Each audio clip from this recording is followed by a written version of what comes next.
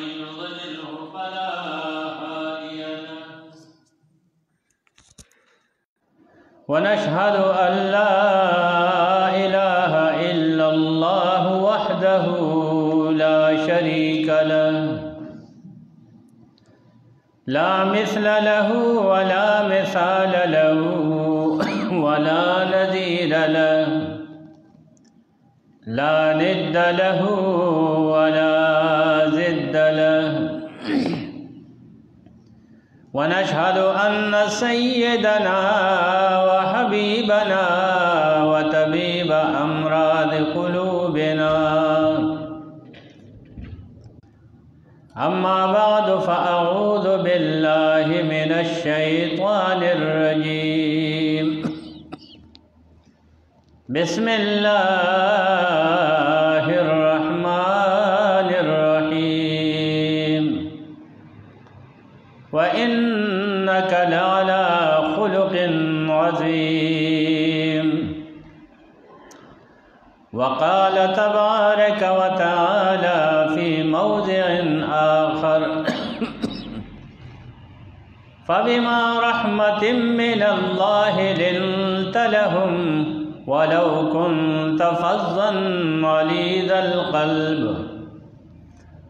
ولو كنت فظا غليظ القلب لانفضوا من حولك صدق الله مولانا العظيم وقال رسول الله صلى الله عليه وسلم بعثت لأتمم مكارم الأخلاق أو كما قال عليه الصلاة والسلام صدق الله مولانا العظيم وصدق رسوله النبي الكريم ونحن على ذلك لمن الشاهدين والشاكرين والحمد لله رب العالمين مولاي صل وسلم دائما أبدا على حبيبك خير الخلق كلهم هو الحبيب الذي ترجى شفاعته لكل هول من الأهوال مقتحم محمد سيد الكونين والثقلين محمد سيد الكونين والثقلين والفريقين من عرب ومن عجم हजार बार बिशोयम दहन बमुश्क गुलाब हनूज नाम तो गुफ्तुम हजार बे अदबीस व अहसन मिन कलम तरक़त ऐनी व अजमल मिन कलम तलिद निसाउ खुलिक़त मुबर्रअम मिन कुल्लि ऐबिन कअन्नक क़द खुलिक़त कमा तशाउ दर जवानी तौबा करदन शेवये पैगम्बरीस वक्त पीरी गुर्ग ज़ालिम बेशवद परहेज़गार दास्ता दरब प हजार बदरमान वर नकड़म दास्ता दरब प हजार दरमान वर नकड़म दानिस्ता बदगसुद पज़ियान वर नकड़म कसो कराय कान ली दुनिया औ उक़बा द्वाड़ा आशिक़ी बदि पई व आवर नकड़म कया वज़ल मिलास्ताप बो सबरशी کیو ظلم لاستا پبو صبر شي دا نعمت بد جنت پخوا ورنکړم کیو ظلم استا زلف پلاس کی اوزی کیو ظلم استا زلف پلاس کی اوزی یو اختبد پدرس جہان ورنکڑم معشوقی دا عاشقانو دین ایمان دے زبچال رقبل دین ایمان ورنکڑم پرحمان دا استاد میو جام حرام دے پرحمان دا استاد میو جام حرام دے سود خپل وینو جام تاوان ورنکړم ان الله وملائکته یصلون علی النبی یا ایها الذین آمنوا صلوا علیه وسلموا تسلیما اللهم صل على محمد وعلى آل محمد كما صليت على إبراهيم وعلى آل إبراهيم إنك حميد مجيد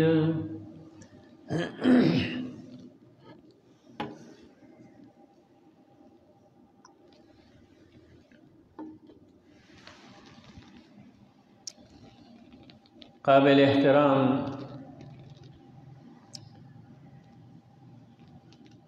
معزز مہمانان عظام زماد اسلام قدرمن عزتمند مسلمانان درونو قدرمن مشران د نبی علیہ الصلوۃ والسلام د سیرت متعلق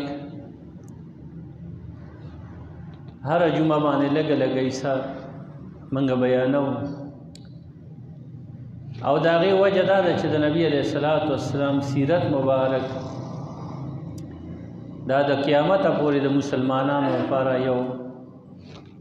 نمونه ده یو ضابطه حیات ده د ژوند د تیرولو یو نمونه ده الله پاک د نبی علیہ السلام خوی اخلاق عادات ژوند د ټولو مسلمانانو لپاره یو ضابطه حیات را لېږلی دی او هر یو پیغمبر چې الله رب العزت دنیا ته رالیږي د خلکو د هدایت د پاره د رهبرۍ د پاره رهنمایۍ د پاره نو داغه په ظاهر کې او په باطن کې څه قسم داغ او نقصان نه وي الله تعالی د هر قسم غیبونو نه پاک کړی او داغه نه بتقاضای بشریت که چرته اجتهادی غلطی کیږي نو الله رب العزت سمدستی ورله داغي رهنمایي کوي که چرته خطا شي او خپل سوچ او فکر کوي دی او خیر د پاره او پاغي کې خطا شي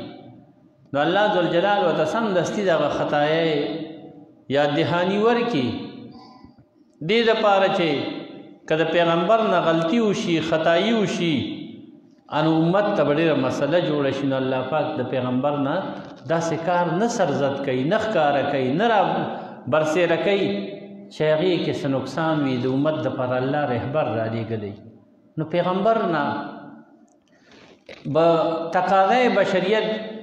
د انسان په وجه باندې چې دا یو بشر دی دا انسان دی او انسان اول الناس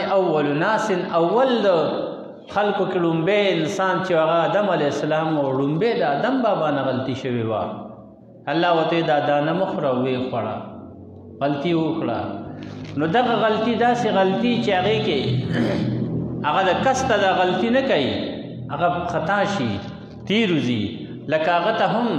الله رب العزت قرآن کې فرمایي چې آدم علیه السلام ته ما وی چې دا دانه مه خوره هغه نه خوړه خو شیطان ورته په داسې شکل کې راغی وقاسمهما والله وی سوګندونه ورته وکړل چې زه ستاسو باندې لکما من الناصحین زه ستاسو خیر لټوم زه ستاسو فایده ګورم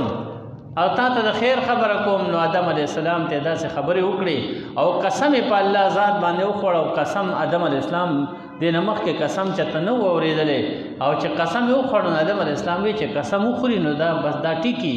نو دا سړی به موږ ته ګنې د خیر خبره کوي حالانکه شیطان هغه تیرباسه او غلطوي هغه غلطي چې آدم بابا نه شوي وه د هغې به هم الله تعالی په وخت ازاله کړې وه خو هغه ځکه نه کېده چې په هغې غلطۍ کې لوی خیر پروت و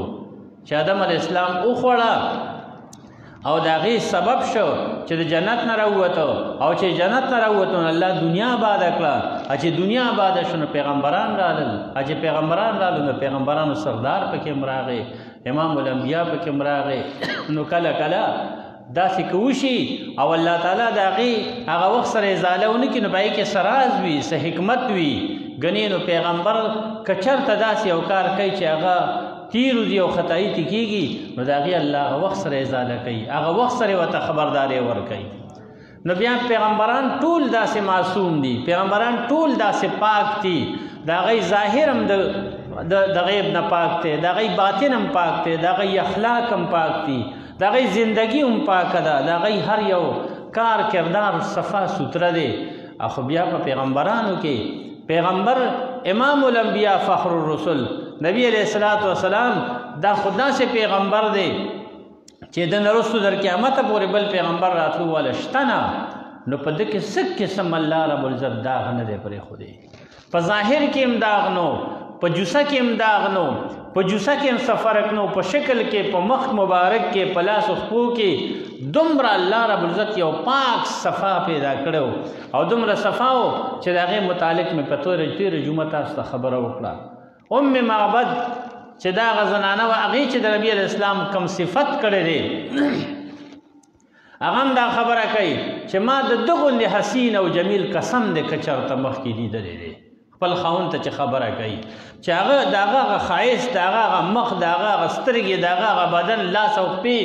او د هغه هغه خبرې او اخلاق داسې چېرته ما داسې یو انسان مخکې نه دی لیدلی خپل خاوند ته خبره کوله او د نبی علیه الصلاة والسلام یو څو څیزونه و ډېر زیات یې خوښ وو نو چې کوم څیزونه یې خوښ وو نو هغه هم الله پاک داسې کمال سره ورکړي وو چې هغې کې هم څه نقصان نه و نبی علیہ الصلوۃ والسلام یو حدیث مبارک ته هغې کې فرمایي حبب الی من دنیاکم ثلاث نبی علیہ السلام صحابہ کرام سره تشریف فرمائے ناس دے صحابہ ور سره چاپیره ناستی نبی علیہ السلام سر مبارک پور تک یو خبر شروع کړه نو صحابہ ورته ډېر متوجي شو صحابه با چې نبی علیہ السلام به خبره کولا صرف دانا چې غیب او تغوک کې خود نبی علیہ السلام نه خبره په دوران کې صحابه کرام با د نبی علیہ السلام سترګو مبارک تم قتل چې سترګې مبارک له څنګه حرکت ور کوي شونډو مبارکو ته ورلهم قتل چې نبی علیہ السلام شونډې مبارک څنګه خوځي او چې نبی علیہ السلام به خبرې کولې او لاس مبارک به ورته خوځو ان صحابه به قتل چې لاس مبارک څنګه خوځولو چې نبی علیہ السلام به څه حرکت کو نو صحابه به هغې ته قتل ځکه الله تعالی وایي دا پیغمبر ما تاسو ته نمونه درلېږلې ده نو چې نمونه شوه نو لاس خوځول نمونه ده سترګې خوځول نمونه ده خوله مبارکه خوځول نمونه ده حرکات سکنات ټول د مسلمانانو او د انسانانو لپاره در قیامت پورې نمونه ده نو چې نبی علیہ السلام کله خبره شروع کړه نو صحابه ورته متوجي شو چې د الله پیغمبر به کوم څیزونه خوښوي وی فرمایل حبب الی من دنیاکم ثلاث ما تاسو په دې دنیا کې درې څیزونه ډېر زیات خوښ دي صحابه کرام ورته غوږ داسې تېر کړل او ډېر کلک ورته متوجي شو چې سبب فرمایي ټول ورته په لسان حال سره وایي بین یا رسول الله دا الله پیغمبره دا درې څیزونه موږ ته بیان کا دا کوم درې څیزونه دي چې ستا ډېر زیات خوښ دي نبی علیہ السلام ورته وفرمایل الطیب ړومبی زما د خوښې شی ستاسو په دې دنیا کې زما ستاسو دې دنیا کې او نبی علیہ السلام دا ونه فرمایل چې حبب الی من الدنیا ما ته په دې دنیا کې درې څیزونه خوښ دي داسې نه دي ویلي الله نبی علیہ السلام فرمایي ما ته ستاسو په دې دنیا کې درې څیزونه ډېر خوښ دي داسې نه چې دنیا کې زما دنیا سره څه مالی وللدنیا نبی علیہ السلام فرمائی زما دنیا سره څه تعلق دی زه په دنیا باندې څه کوم زه دنیا څه کوم دنیا څه پروا نبی علیہ السلام دنیا سره هیڅ قسم محبت نه دی ساتلی حب الدنیا رأس کل خطیه من ته دا خبره کړې دنیا کې ژوند تېروه خو مینه ورسره مه کوه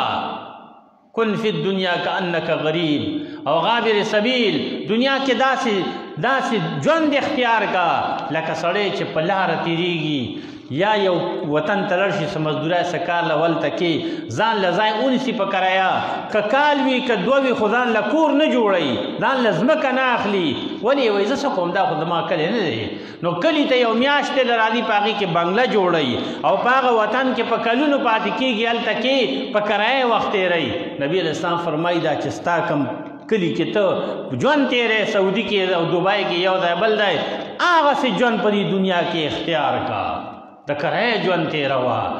داسې وخت تېرو چې اوس دې درنګ لدی او سات لدی درنګ لدی او سات لدی ما ته کپني وایي چې بس ته ځه ما ته خپل کفیل وایي چې بس ته چوټي کېږه بس ته ستا اقامه ختمه ستا ټیم ختم او بس خپله کړه اخله او ځه خپل کلي ته ما ته درنګ دی او که سات ته دا آواز کېږي نبي علیه السلام فرمایي دقسې ژوند په دې دنیا کې اختیار کا درنګ دی او که سات ته آواز درته کېږي اوس ته ته وایي چې پاسه او درنګ لا ته وایي چې پاسه او حقیقت هم دا دی موږ په دې خپلو سترګو باندې ګورو موږ په دې خپلو سترګو ګورو سار یو سړی پاسي چای اوس کې موضوع کې چای اوس کې او راپاسي او دا اراده یې زه به دا کوم زه به دا کوم حالانکې چې د مازدیګر نور لا نی پرېوته چې هغه د قبر ته هم تللی دا څه زندګي ده دا څه دنیا ده او د دې دنیا څه نبي علیه السلام داسې ونه فرمایل چې ما ته دنیا کې درې څیزونه خوښ دي ما ته ستاسو په دې دنیا کې درې څیزونه خوښ دي نبی علیہ السلام منګه ځکه یادولو چې منګه خلکو دنیا سره تعلق ساتو او نبی علیہ السلام دنیا سره هیڅ تعلق نو او نبی علیہ السلام فرمای لو كانت الدنيا تعدل عند الله جناح بعوضه لما سقي كافرا منها شربة ماء کا الله ذوالجلال سره قسم دې کړه دې دنیا قدر او عزت او د دې وزن الله پاک سره د ماشي د یو وزر برابرم وي د ټول ماشي وزن سوره ضروریا د ټول ماشي وزن سوره دی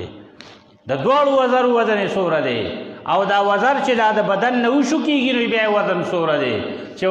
بدن سره نښتی دی انو دا څه ناڅه وزن به وي څه قیمت شته څه پایدې شته ماشه خو پې الوځي که نه نو چې لرې کړي نو بیا خو پې ماشه هم نه الوځي نو بیا خو یې څه وزن نشته نبي علیه السلام فرمایي قسم دی که الله تعالی سره د دغه کټ شوي وزر برابر د دې ماش نه چې دا وزر کټ شي که دومره وزن یې الله پاک سره وی لما سقي کافرا منها شربة ماء قسم دې که کافر له الله پاک ګوټو بم ورکړی وی کافر د خدای دشمن دی او الله پاک وایي زه به له داسې سزا ورکوم چې داسې په دې دنیا کې چې آباده شوې ده او چې روانه شي دا لکونه کروڑونه کلونه تیر شو او رنګ په رنګ ظالمان په دې دنیا تیر شو او زورور تیر شو الله وایي د دنیا د آبادۍ نه تر روانېدو پورې داسې سزا به نه چاله ورکړي چا او نه به یې چاله ورکړي لکه زه چې کومه سزا چاله ورکوم لا يعذب عذابه احد ولا يوثق وثاقه احد الله وایي زه چې کوم عذاب چاله ورکوم زما د قسمې که داسې څوک چاله ورکړي یا یې ورکړی او زه چې وتړم قسم دی که داسې تړل دا چا کړي یا یې څوک وکړي لکه الله ذوالجلال چې بنده وتړي نو الله ذوالجلال سره دنیا قدر د ماشي د وزر برابر نشته د ماشي وزر محترمه د کمپیوټر د زرګر په تلم نه تللی کېږي الله وایي ما سره دومره وزن هم نشته نو چې ما سره قیمت نشته ما سره وزن نشته نو سکي او خوري دی که نه کافر دی هم خوري ته هم خوره تاسو وګورئ د دنیا څومره لوی لوی نعمتونه دي مال دی ځمکه ده جایداد دی ښځه ده بچي دي او بنګله ده موټر دی پټۍ او کټۍ او څه الله تعالی هم مسلمان له ورکړی مې کافر له ورکړی ده ومې دیندار له ورکوي ومې بېدینه له ورکوي ښه خوراک کافر لستانه ښه ورکوي الله وایي الدنیا جیفه حدیث کې راځي وطالبها کلاب دنیا یو مرداره ده نو سپي به هم خوري ګیدړان شرمخان لومبړان به هم خوري کارغان او باشه او دا شرمخان به هم خوري ډېر یې پکې خوري که نه زه پې څه کوم په دنیا متیروزه په دنیا باندې نبی علیہ السلام فرمایي اتق الدنیا فانها لاسخر من هاروت و ماروت ځان د دنیا د سحر او د جادو نه بچ کا قسم دې چې ګوره دا د هاروت او ماروت نم سخت جادوګره ده دا چې سړی تیر باسي او تیر ایسته بیا ځای له به نه راځي نو نبی علیہ السلام ځکه وفرمایل حبب الی من دنیاکم ثلاث ما تاسو دی دنیا کې درې څیزونه ډېر خوښ دي الطیب یو مې خوشبو خوښه ده لومبه نبی علیہ السلام خوشبو یاد کړه نو د نبی علیہ السلام بدن مبارک ښکلی و صفا به و سوتره به و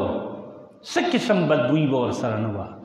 هېڅ قسم بدبویي انسان چې کار وکړي او خولې پرې راشي د ده نه بدبویي روانه شي نبی علیہ الصلاۃ والسلام بدن مبارک صفا سوتره به ساته هغه باطن اخلاق په ډي صفا ظاهر دومره صفا دومره ښکلی دومره ښایسته یتلألأ وجهه مخ مبارک به داسې ځلېده لکه د څوارلسمې سپوږمۍ چې څنګه ځلېږي داسې به دا مخ ځلېده داسې پړکار به کو دی مخ مبارک او حضرت انس رضی الله تعالی عنہ فرمایي چې خوشبو د نبی علیہ السلام خوښه وه نو د نبی علیہ السلام خپل بدن مبارک نه داسې خوشبو بتله چې ما شممتو عنبرا قط ولا مسكا ولا شيئا اطيب من ريح رسول الله صلی الله علیه وسلم حضرت انس رضی الله عنہ فرمایي مشک می بوی کړي دي عنبر می بوی کړي دي او نور قسمه قسم خوشبویاں می بوی کړي دي قسم په الله کما د نبی علیہ الصلوۃ والسلام په شان خوشبوئی چرته په دنیا کې بوی کړي ده داسې خوشبو الله ورکړې وه نبی علیہ السلام زما خوشبو خوښه ده الله ورته خوښه دي نو داسې خوشبو به درکم چې دنیا وروانه شي خو داسې خوشبو به پیدا نه شي حضرت جابر بن سمره رضی الله عنه فرمایي وای دومره حسن الله پاک ورکړو دومره خواږه الله ورکړو او دومره خوشبو الله ورکړې وه چې زما په مخ باندې ورځ نبی علیہ السلام لاس مبارک داسې راښ کړ حضرت جابر بن سمره رضی الله عنه فرمایي زما په مخ باندې نبی علیہ السلام لاس مبارک راښ کړ او تر اوسه پورې د نبی علیہ السلام د لاس مبارک یخوالی د لاس مبارک هغه پوسوالی د لاس مبارک هغه ښایسته بویوالی اوس هم لازم محسوسوم لا مې د پوزې نه هغه بوی ختم شوی نه دی لا مې د بدن نه هغه خوند رک شوی نه دی چې کوم نبي علیہ السلام په ما لاس راښکلی دی چې نبي علیہ السلام به چا ماشوم په سر لاس راښ کړ هغه ماشوم به لوی شو خو هغه به په نورو خلکو کې په نورو همزولو کې به هغه په فرق ښکارېده پته به یې لګېده دی ماشوم د هغه به قدرتي به هغه په نورو کې په فرق ښکارېده الله ورته دومره زیات الله رب العزت ورله دومره زیات ښایست ورکړی دومره زیات کمال یې ورکړی حضرت انس رضی الله عنه فرمایي یو ورځ نبی علیہ السلام راغلی دی او ډډې لګولې ده اوده دی د انس رضی الله عنه مور ده هغه راغلی نبی علیہ السلام چې ډډه لګولې او اوده شوی دی سترګې مبارکې ورغلي دي د عربستان ګرمي تاسو ته پته ده په دې ژمي کې اوس ډېر شم اے سی به چلی له به وخت دی نو چې د ګرمۍ موسم نه څومره ګرمي وي نو د نبي علیہ السلام بدن مبارک نه خوله روانه شوې ده د انس رضی الله عنه مور بیبي لګیا ده هغه خوله په یو لوښي کې رااچوي داسې هغه خوله رااچوي داسې نبي علیہ السلام ته دغه شوې ده ته څه کې ورته ویل د الله پیغمبره خوشبویه شته خو دا خوشبویي نشته دا ځان سره یو اخلم دا به زه ساتم نورو خوشبویۍ سره به یې ګډوم او دا به تر اخره پورې ساتم هغه خوشبویي محترمه هغه خوشبویي هغې ځان سره ساتلې وه نبي علیہ السلام چې به په یو لار تیر شو تر ډېرو ورځو پورې به په هغه لار باندې پته لګېده چې په دې باندې دواړو کونو سردار تیر شوی دی دومره خوشبو به په هغې باندې روانه وه دومره خوشبو الله زلجل او هغه یو خاص قسم خوشبو وه د عام خوشبویان په شان خوشبو نه وه او چې نبي علیہ السلام به وړوکي اودس مات که او نو د هغه وړوکي اودس ماتې نه د وړو بولو نه به د عطرو غوندې ښایسته بوی ته او هغې اثر به دا و چې هغه یو پیدا په یو لوښي کې واړه بول نبي علیہ السلام وړوکي اودس مات کړی دی یو صحابي راغی او هغې وڅکل هغه نوم د صحابي مان اوسیر دی مشکات شریف دی شرح لیکلی دی هغه وڅکل هغه ویې ګنې اوبه دي ویسکل چې رستو پته ولګېده چې دا خو دا خو واړه بول نبي علیہ السلام وړوکي اودس مات کړی د هغې اثر په هغه باندې دا وشو چې د هغه د بدن نه خوشبو روانه شوه او د هغې نه داسې خوشبو روانه شوه چې هغه به چېرته داسې محفل به و مجلس به و نو صحابه به هغه ته وي ته به خامخا راځې نو وی به نور خلک به هم راځي خو ته به خامخا راځې او هغه به یې خامخا ولي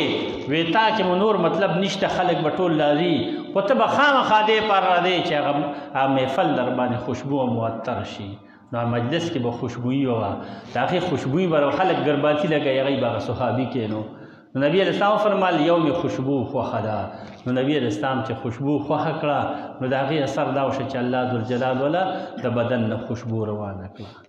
نو چې ظاهر دی یو بنده دومره خستی هغه دوه څیزه نور دی هغه به بیا بیانوم خو لکه نبی علیه السلام د خوشبویۍ متعلق خبر و دغه حدیث کې راځي نو چې ظاهر دی یو بنده الله پاک دومره خسته کړی نو چې باطن به څومره خسته وي په هغې کې به عدالت څومره وي په هغې کې به شجاعت څومره وي په هغې کې به سیاست او سیادت څومره وي په هغې کې به امانتګري څومره وي په هغې کې به دیانتداري څومره وي په هغې کې به صداقت څومره وي په هغه کې به اخلاق کم وي د هغه ژوند به څنګه وي هغه کې به د خدمت ماده څومره وي هغه کې به برکت څومره وي خپله سوچ وکړئ کیا سے کنز ګلستان من بهار مرا ته په خپله سوچ وکړه چې الله ذوالجلال هغه د ظاهر دومره خسته کړی نو چې باطن به یې ولې څومره خسته کړی حالانکه خو الله پاک زمونږ د دنیا دپاره نمونه چې رالیږله نو په صداقت کې رالیږله چې تاسو داسې صادقان شئ لکه څنګه چې دی صادق دی تاسو داسې امانتګر شئ لکه څنګه چې دی امانتګر دی تاسو داسې عبادت گزار شئ لکه څنګه چې دا پیغمبر عبادت گزار دی تاسو دا شئ تاسو دا شئ دا خو نبی علیه السلام موږ دپاره نمونه په عباداتو کې په ژوند کې په دې کې رالیږلې وه نو چې په هغې کې دومره خسته دی نو چې په ظاهر کې دومره خسته دی نو چې په باطن کې به څومره خسته نو الله تعالی ورته هغه اخلاق ورکړي وو هغه خوی ورکړی وو هغه برکت یې ورکړی وو د هغې مثال در دنیا تر ابادۍ پورې چې دنیا آباده ده او روانه شوې نه ده تر هغې وخته پورې مثال د هغه نشي پیش کېدی داسې نشي پیدا کېدی لکه کم صفات چې الله پاک نبی علیه السلام له ورکړي داسې اخلاق یې ورکړي وو داسې خوی یې ورکړی وو چې هغه د هغې نه دنیا قاصره ده دا نور او سپوږمۍ دا دنیا آباده شوې ده او دا چلیږي او دا به روانه شي قسم په الله که د هغه په شانتې نه په عبادت کې نه په حکومت کې نه په عدالت کې نه په خدمت کې نه په صداقت کې نه په امانت کې په هېڅ شي کې د هغه غوندې نشي پیدا کېدی نشي د اسمان یې نشي لیدی د ځمکې یې نشي لیدی د نور او سپوږمۍ یې نشي لیدی لکه د هغه له چې الله کوم صفات ورکړي الله موږ غوندې تور مخو ته خدای پاک داسې پیغمبر را نصیب کړی دی بابا به وي شاه منصور بابا حاجي به وي خو د هغه په خبرو باندې پوهېدل له ګرانو ساده خبرې به یې کولې ویې څوک یې دیدن پسې ړندېږي دا به هغوی مصرې کولې پکې کله کله څوک یې دیدن پسې ړندېږي او څوک یې د کټه غورځوي چې خوب راځي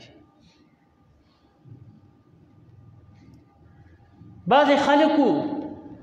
او بعضې خلک دي چې د نبی علیه السلام دیدار پسې ړانده شو د نبی علیه السلام دین پسې ړندېږي دې هندوانو کې داسې هندوان دي چې زموږ دا دین یې پېژندلی دی او دا یې خواهش دی چې زه دې داسې شم منخطې دی عجز نشي کولی راوړېدی نشي او ما او تعالی الله فضل الله باندې کړی په کور د مسلمان کې پیدا کړم د نبی علیه السلام په پاک امتیانو کې را پیدا کړم ما سره هېڅ قدر نشته د نبی علیه السلام په دور کې بعضې داسې صحابه لکه حضرت بلال صاحب حضرت صہیب رومی صاحب حضرت عمار صاحب حضرت یاسر صاحب حضرت سلمان فارسی صاحب داسې صحابه لږې تندې په ځان تېرولې خو د نبي اسلام نه به نه جدا کېدل حضرت ابو هریره رضی الله عنه دومره حد ته د هغه لږه ورسېده چې جومات سره بار په هغه باندې هغوی په ما به څه چلو شو نو نورو خلکو به ماله په سټ لتې راکولې هغه وخت سره دا یو ټوټکه وه دا یو طریقه وه چې یو سړی به بېهوشه شي نو خلک له تندې مږي تلې مږي لاس تري او د خپو تلي مږي عربو به هغه له په سټ کې لت یو سکونه ورکول وی بیا دی بېهوشه شوی چې هوش یې راشي خلکو ماله په سټ کې لتې راکولې زه به ښه پوهېدم چې لتې راکوي هغوی به وایي ګنې په داسې غوټه ده حالانکې زه به د لوږې نه بېهوشه شوی وم په ما لږه به دوره وه اوږې شوی به دومره وم ورځې به د لوږې تېرې شوې نو ما باندې به بېهوشي راله خو هغه هغه بېهوشي قبوله کړې وه خو د نبي علیه الصلاة والسلام جدایي نه وه قبوله کړې بعضې داسې وو او بل طرف ته د نبي علیه السلام په هغه دور کې د نبي علیه السلام په هغه موقع باندې داسې خلک هم وو لکه ابو جهل چې د مرګ په وخت کې په سینه باندې ولا هغه صحابي کېناسته او ورته وی اوس خو دې وخت پوره دی وایه سار ماندې دی ورته وی څوک یې وی پلانې مې ښه وی ته پلانې وی آو وی سار ماندې دی وجنم خو دې وجنم ورته وی وجنې مې وی آو وی ارمانونه مې درې پاتې شو په دې زړه باندې سار ماندې پاتې شو وی یو ارمان مې دا د دنیا نه وړو چې د ماشومانو د لاسه لاړم ډېر لوی سردارم په تمامه دنیا باندې مې نوم خور دی او مرګ مې د ماشومانو لاسه شنه دا اړه مې تاو خوري چې ګوره داسې به نه کېدل د ماشومانو لاسه به نه مړ کېدم وی بل لس ارمان دی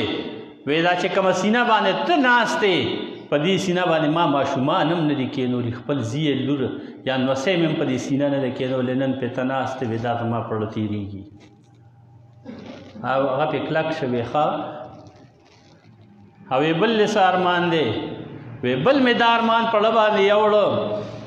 چې دنیا نه رخصت شم او محمد رانه ژوندی پاتې شه صلی الله علیه وسلم زه دنیا نه لاړم او هغه رانه ژوندی پاتې شه دا مې په زړه ارمان یوړه چې دی مې ځان نه مخکې کړی وی نو دومره دردمن به نه وم خو هغه رانه ژوند دا هم هغه وخت کې و خپل ترې دی خپل ترې دی هغه ورته وی ښه دا خو درې واړه داسې ارمانونه دي چې زما د پیړۍ یخ که ستا په ارمان شه خو زما پیړه سوړ شه تا ډېر تکلیفونه او ضررونه دواړو کونو سردار ته رسولي دي تا ډېر دردمن کړی دی نو یې ښه ده چې دا ارمانونه یې لړل او یې دا دی دا توره مې ورباندې کې او ته یې توره راباندې په سټ دی خو یو خبره واوره ویې څه وی دا سټ راله په دې ویښ کې ووهه د اوږو سره یې جوخ کټ کا چې نور سرونه ږدي نو چې دی ورته رکېږي چې دی لږ دنګ ښکاري چې خلک وایي چې دا د یو اوچت سردار هغه وخت کې مغه تکبر لوی پکې وه وی ویښ کې کټ کا دام خلکو او دغم خلکو چې لوږې تندې پې تېرېدې خو د نبي علیه الصلاة والسلام یو صحابي دی په سودای باندې کافر وخېجو او ورته یې غشه برابر کړ ورته یې وی دا غشه دنه پورې وباسو وخت دې ختم دی وایه څه ارمان دې دی وی بس هېڅ ارمان مې نشته وباسئ غشې وی یو خبره وکړه نو کته دې راکوزو وی څه خبره وکړم وی دا ووایه دا دې شي نه شي دی داسې نه هسې په خوله ووایه چې یاره که زما په ځای دې دی محمد ځوان وی نو هغه ورته دا ته څه وایې د خدای بنده دا تاسو کومه خبره پیدا واورئ زه په سوری ځونډې ملا سختې مې تړلي دي او بره په سوری ځونډې ما ته ښکاري چې تاسو قشې